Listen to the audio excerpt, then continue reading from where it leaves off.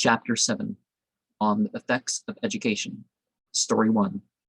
A vizier who had a stupid son gave him in charge of a scholar to instruct him and if possible to make him intelligent.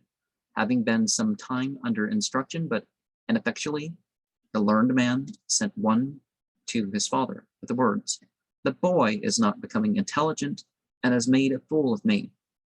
When nature is originally receptive, instruction will take place thereon.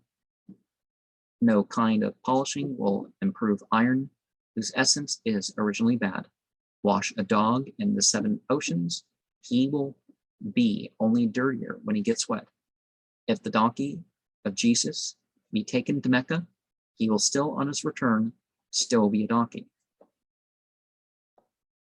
And as much as pilgrimage and other deeds can change you, there are certain natures that you do have to work with regardless.